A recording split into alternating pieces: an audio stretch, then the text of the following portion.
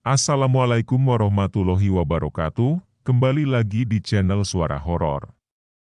Untuk cerita kali ini, yang akan saya bacakan adalah misteri pocong dan kakek penyelamat, dan sebelum cerita ini saya bacakan, silahkan tekan dulu tombol like, subscribe dan juga lonceng notifikasi, agar tidak ketinggalan cerita-cerita lainnya dari channel Suara Horor. Di tengah malam yang gelap gulita, sebuah jembatan tua yang dikenal sebagai tempat angker di kota kecil tersebut berdiri dengan anggun. Di tepi jembatan itu, berjalan seorang pria paruh baya bernama Edi.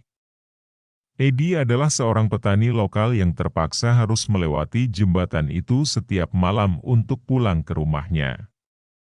Pada malam itu, angin bertiup dengan ganas, menyebabkan dedaunan berguguran dan menciptakan suara seram di sekelilingnya.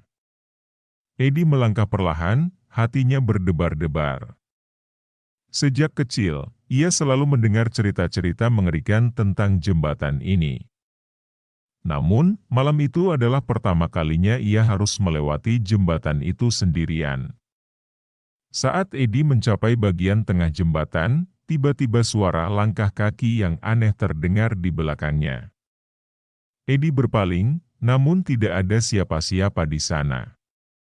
Hatinya berdegup kencang, namun ia mencoba untuk tetap tenang dan melanjutkan langkahnya. Tiba-tiba, dari kegelapan malam, muncul sosok yang menyeramkan. Itu adalah pocong, hantu kain kafan yang konon sering muncul di tempat-tempat angker seperti jembatan itu. Edi terdiam, tak mampu bergerak, tak mampu bicara. Pocong itu mendekatinya dengan langkah-langkah lambat yang menyeramkan. Siapa kau?" desis Edi dengan suara parau. Pocong itu hanya menatapnya dengan mata kosong, namun suara mendesing angin yang meraung seolah-olah adalah jawabannya. Edi merasa seperti terperangkap dalam belitan ketakutan yang mencekik. Tolong, bisik Edi dengan gemetar. Namun, pocong itu hanya semakin mendekat, hingga akhirnya berada tepat di depan Edi. Edi bisa merasakan hawa dingin yang menusuk tulang, tidak seperti apapun yang pernah ia rasakan sebelumnya. Saat pocong itu hampir menyentuhnya, tiba-tiba sebuah cahaya terang muncul dari kejauhan. Edi memejamkan mata, mengharapkan keajaiban. Ketika ia membuka mata lagi, pocong itu lenyap tanpa jejak. Di sana, di ujung jembatan, berdiri seorang kakek yang memegang lentera. "Kau baik-baik saja, nak?" tanya si kakek dengan lembut. Edi mengangguk, masih gemetar namun merasa lega. "Terima kasih, kakek, terima kasih." Si kakek tersenyum, lalu mengulurkan tangannya. "Ayo, aku antar kau pulang." Edi mengikuti kakek dengan hati yang masih terguncang. Di dalam perjalanan pulang, Edi mendengarkan cerita dari si kakek tentang jembatan itu dan misteri di baliknya. Dan dari malam itu, Edi tak pernah lagi melewati jembatan itu tanpa merasa terkejut oleh kenangan akan pertemuan misteriusnya dengan pocong. Edi kembali ke rumahnya dengan perasaan campur aduk. Pengalaman mistis di jembatan telah menggetarkan hatinya, namun keberadaan kakek dengan lentera telah memberinya sedikit ketenangan. Namun, meskipun telah berada di dalam rumahnya yang hangat, bayangan pocong dan suara langkah kaki aneh tetap menghantuinya. Malam berlalu, namun kenangan itu masih mengganggunya. Edi merasa bahwa ada sesuatu yang belum terselesaikan. Ia memutuskan untuk mencari tahu lebih banyak tentang misteri di balik jembatan angker tersebut.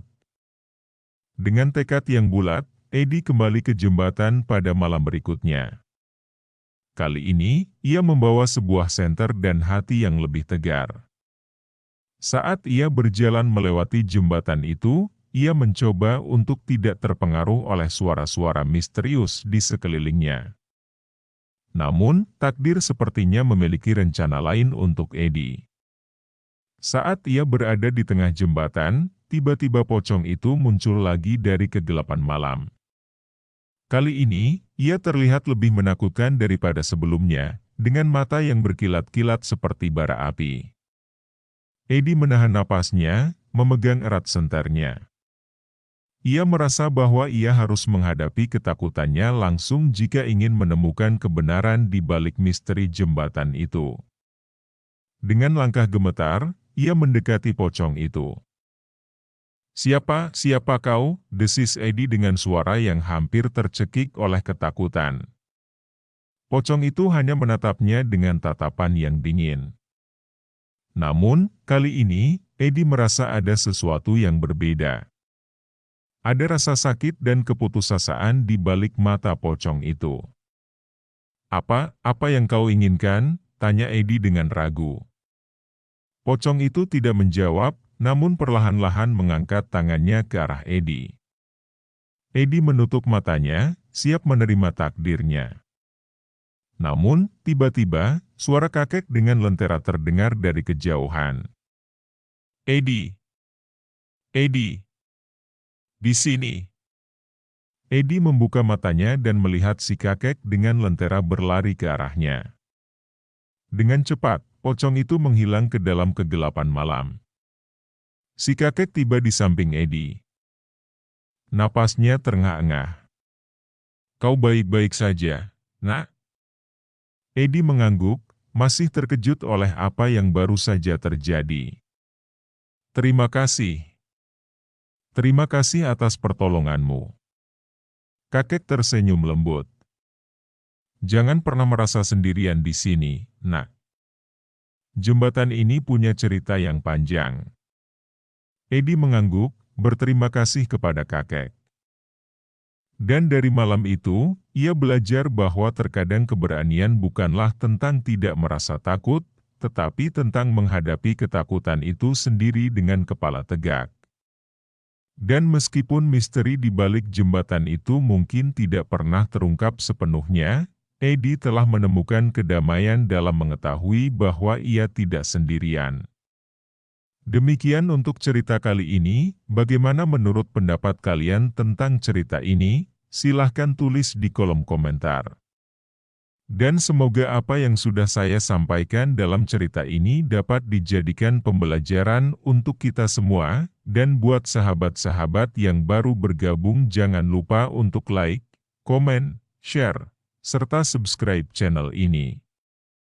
Dan nantikan kisah-kisah horor berikutnya tetap di channel Suara Horor. Wassalamualaikum warahmatullahi wabarakatuh.